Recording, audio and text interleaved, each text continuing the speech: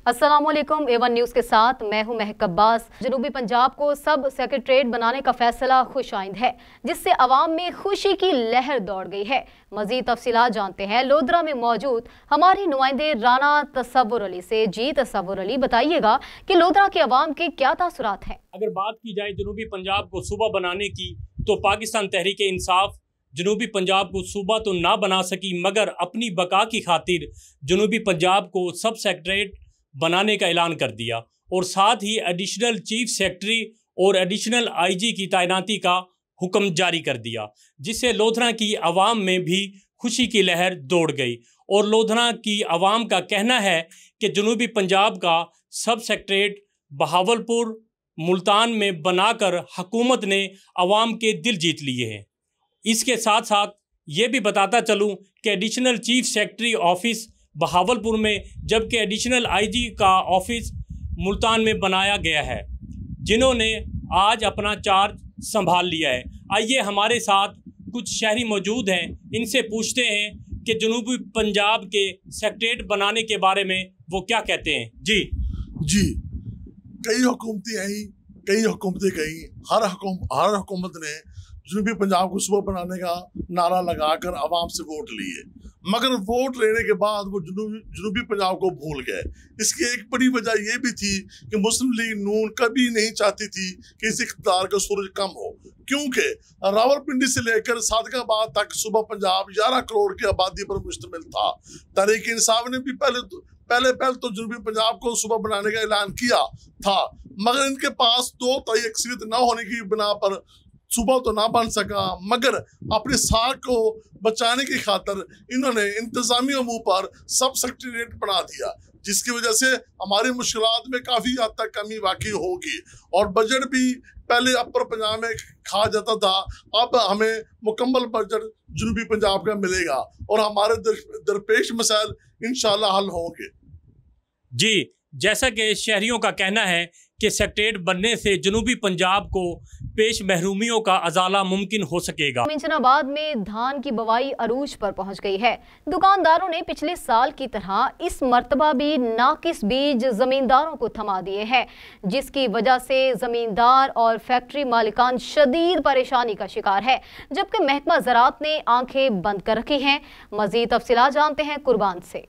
जी, मैं इस वक्त मौजूद हूँ मिंचनाबाद के शहर मैक्लोडगंज में। यहाँ धान की बुवाई का सिलसिला अपने अरूज पर है। ज़िम्मेदारों का ये भी कहना है कि पिछले साल की तरह इस साल भी हमें नाकस बीज थमा दिया गया है। मेरे साथ कुछ ज़िम्मेदार मौजूद हैं, जी बताइएगा। ज़राअत के अफसरान की नाइली के बाइस पिछले साल की तरह इस साल भी हमें नाकस बीज दे दिया गया है, जिसकी वजह से हमें बहुत नुकसान हुआ है।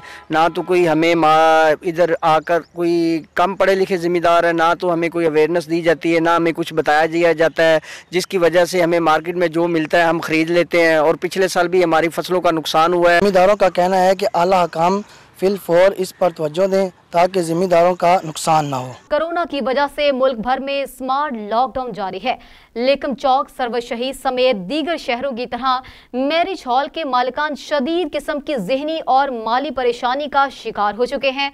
इस हवाले से मजीद जानते हैं हमारे नुमाइंदे आमिर फ़हीम से। जी फ़हीम, बताइएगा। जी बिल्कुल, मुल्क के दीगर शहरों की तरह चौक सरवर शहीद में भी जो है स्मार्ट लॉकडाउन जो है जारी है, जिसकी वजह से काफ़ी आवाम को परेशानी का सामना करना पड़ रहा है। कारोबार जो है मुकम्मल तौर पर बंद हो चुके हैं। अक्सर कारोबार जो हैं उन पर जो है वो काफ़ी हद तक रिलीफ दी गई है। लेकिन अगर बात की जाए कि मैरिज क्लब के हवाले से, तो मैरिज क्लब जो इस वक्त हैं वो फ़िलहाल मुकम्मल तौर पर बंद हैं, जिसकी वजह से मालकान को भी काफ़ी परेशानी का सामना है और जो यहाँ पर मुलाजमीन हैं उनको भी काफ़ी परेशानी का सामना है।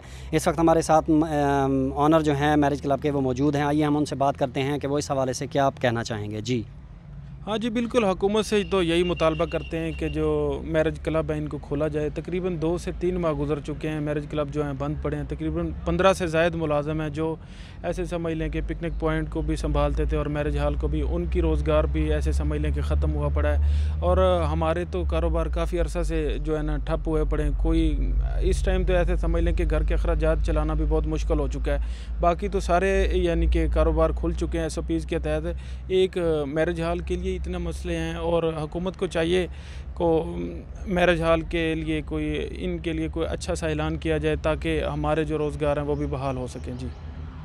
जी बिल्कुल, जैसा कि आपने सुना कि मैरिज हॉल बंद होने की वजह से जो है मुलाजमैन जो हैं वो घर बैठ गए हैं, जिसकी वजह से इनको काफ़ी परेशानी का सामना है और रोज़ बरोज़ जो है वो अफाका सामने नज़र आ रहा है, दिखाई दे रहा है कि रोज़गार जो है बंद होने की वजह से काफ़ी परेशानी का सामना करना पड़ रहा है। और इसके अलावा अगर बात की जाए तो उनका ये कहना है कि 15 मुलाजमैन जो हैं उनकी तनख्वाहों में काफ़ी मुश्किलात का सामना हो रहा है। तो इस वजह से उनका यही कहना है कि हुकूमत को खातिर खा इक़दाम किए जाएँ ताकि मैरिज क्लब की तरफ भी नज़रसानी की जाए। जी आगे बढ़ेंगे, अब रुख करेंगे मुटियारी का।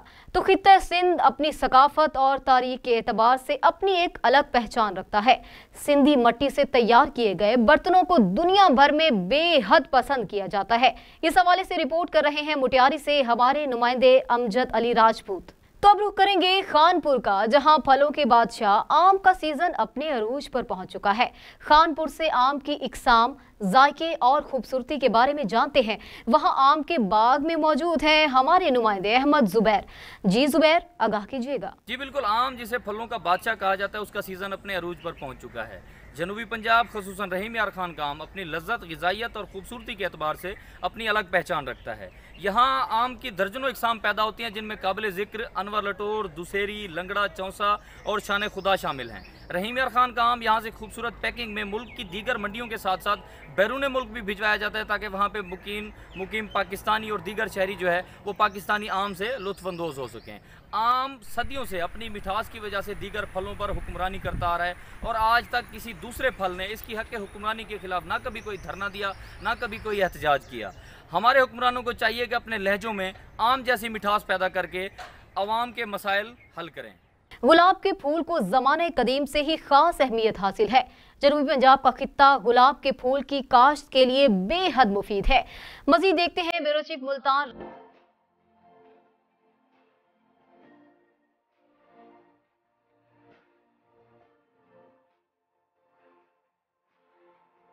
गुलाब का फूल हमारी तहजीब व सकाफ़त का लाजमी हिस्सा है। इस फूल को ज़माना कदीम से ही ख़ास अहमियत हासिल है और असर हाजिर में भी इसकी बड़ी मांग है। गुलाब के फूल को मोहब्बत की अलामत कहा जाता है। इसके शौक़ रंग जज्बात के इजहार का मौसर ज़रिया है, जबकि तबीब और हुक्मा इसकी तिब्बी ख्वाहिश को कशीद करके दवाएं तैयार करते हैं। यही वजह है कि फूलों में गुलाब की जो अहमियत है वो इसे बजा तौर पर शहनशाह गुल का दर्जा देती है। गुलाब का फूल तिजारत का अहम जरिया है। छोटे कारोबार से लेकर बड़े इदारे इसकी तिजारत से मुंसलिक हैं। ये गुलाब के फूल की जो फसल है ये इंतहाई फ़ायदेमंद है और मेरी काश्तकारों से गुजारिश है कि इस फसल को काश्त करें और इससे बेहतरीन जो है फ़ायदा उठाएं। ये फूल कभी किसी के गले का हार बनते हैं तो कभी कलाई के कंगन और कभी हसीनाओं की जुल्फों को महकाते हैं। गुलाब का फूल मोहब्बत की अलामत है। इसके शौक रंग इंसान के जज्बात की बेहतरीन अक्कासी करते हैं। कैमरामैन राहिल अब्बासी के साथ Rao Noman Ali, A1 TV Multan. News studio से फिर वक्त इतना ही। मजीद खबरों की तफसीलात जानने के लिए देखते रहिए A1 TV UK।